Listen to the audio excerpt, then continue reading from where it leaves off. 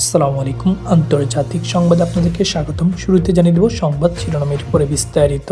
গাজায় যুদ্ধাপরাধ চলছে স্বীকার করলেন ইসরায়েলের সাবেক প্রতিরক্ষা মন্ত্রী। এরপরে জানিয়ে দেব প্রেসিডেন্ট আসাদের উপর আস্থা রাখছে ইরান।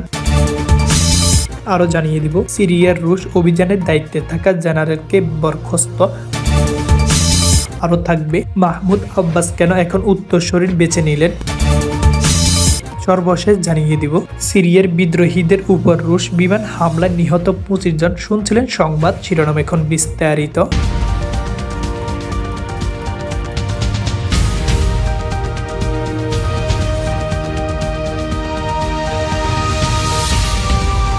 ইসরায়েল ফিলিস্তিনে গাজায় যুদ্ধ অপরাধ ও জাতিগত নিধন চালাচ্ছে বলে স্বীকার করেছেন খোদ সাবেক ইসরায়েলি প্রতিরক্ষা মন্ত্রী মোশে ইয়ালন। সোমবার 2 ডিসেম্বর এক প্রতিবেদন থেকে তথ্য জানিয়েছে সংবাদ মাধ্যম আল জাজিরা। প্রতিবেদনে আরও বলা হয়েছে, গাজা যুদ্ধ অপরাধ ও জাতিগত নির্যাতনে ইসরায়েলকে অভিযুক্ত করেছেন সাবেক ইসরায়েলি প্রতিরক্ষা মন্ত্রী মোশে ইয়ালন। তিনি 2013 সাল থেকে 2016 সাল পর্যন্ত নেতানিয়াহু প্রতিরক্ষা মন্ত্রী হিসাবে দায়িত্ব পালন করেছেন। ইয়ালন ইসরায়েল সংবাদ মাধ্যমকে বলেন, নেতানিয়াহু অতি ডানপন্থী মন্ত্রিসভায় এবং উত্তর গাজা থেকে ফিলিস্তিনদের সরিয়ে সেখানে আবার বসতি স্থাপন করতে চাইছেন।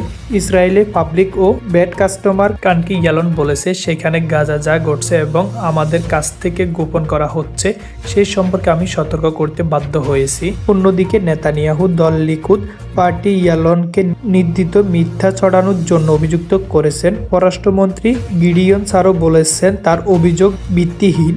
গিডিয়ন সার এক সংবাদ সম্মেলনে বলেছেন, ইসরায়েল যা কিছু করে তা আন্তর্জাতিক আইন অনুসারে করে এবং এটি দুঃখের বিষয় যে সাবেক প্রতিরক্ষা মন্ত্রী ইয়ালন ইসরায়েলের যে ক্ষতি করেছে তা উপলব্ধি করেন না এবং তার মন্তব্য তিনি প্রত্যাহার করছেন না। উল্লেখ্য, টানা প্রায় 14 মাস ধরে ফিলিস্তিনে অবরুদ্ধ গাজায় ভূখণ্ডে হামলা চালাচ্ছে ইসরায়েলি সেনাবাহিনী। তাদের এই বর্বরতায় নিহত হয়েছেন 44,000-এর বেশি ফিলিস্তিনি। নিহতদের বেশিরভাগ নারী ও শিশু। এই হামলা থেকে বাদ যায়নি গাজার স্কুল, মসজিদ, এমনকি হাসপাতালের মতো স্থাপনা। সিরিয়ার উত্তর আঞ্চলিক নিয়ন্ত্রণ নেওয়ার পরে আরো অগ্রসর হচ্ছে বিদ্রোহীরা। রোববার 1 ডিসেম্বর আসাদ বাহিনীর পাশাপাশি বিদ্রোহী অবস্থান লক্ষ্য করে দফায় দফায় বিমান হামলা চালিয়েছে রুশ বাহিনী। এতে ঘটেছে হতাহতের ঘটনাও। তবে বিদ্রোহীদের মোকাবেলায় প্রেসিডেন্ট আসাদের প্রতি সমর্থন অব্যাহত রাখার ঘোষণা দিয়েছে ইরান। রোববার বিদ্রোহী নিয়ন্ত্রিত সিরিয়ার ইদলিবে দফায় দফায় বিমান হামলা চালায় রুশ বাহিনী। বেশ কয়েকটি অসামরিক ভবনের ক্ষতিগ্রস্ত হয়।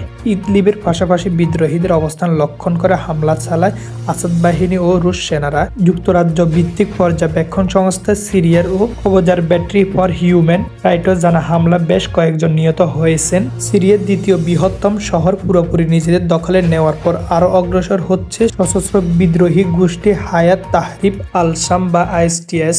আসাদ বাহিনী শহরটি নিয়ন্ত্রণ হারানো সিরিয়া গৃহযুদ্ধ এবং নতুন মোড় নিয়েছে। 2016 সালে বিদ্রোহীদের কাছ থেকে শহরটি নিজেদের নিয়ন্ত্রণে নিয়েছিল আসাদ বাহিনী। সিরিয়ার রুশ বাহিনী অভিযানের দায়িত্বে থাকা জেনারেলকে বরখাস্ত করেছেন। বরখাস্ত হওয়া জেনারেল নাম সেগের কিসেল। সিরিয়ার বিদ্রোহী গোষ্ঠী শহরে বেশিরভাগ দখল নেওয়ার পর তাকে বরখাস্ত করা হলো। রোববার রয়টার্সের প্রতিবেদনে জানানো হয়েছে, রাশিয়া সিরিয়া আসাদ সরকারের প্রধান মিত্র।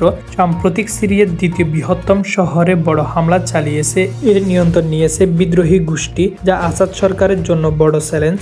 বিদ্রোহীরা দখল করার পর তাদের বিদ্রোহী অভিযান শুরু করেছে রাশিয়া। 53 বছর বয়সী কিসেলকে বরখাস্ত করার খবরটি প্রকাশ করা হয়েছে প্রাইভেট টেলিগ্রাম চ্যানেলে। এই চ্যানেল রাশিয়ার প্রতিরক্ষা মন্ত্রণালয়ের ঘনিষ্ঠ।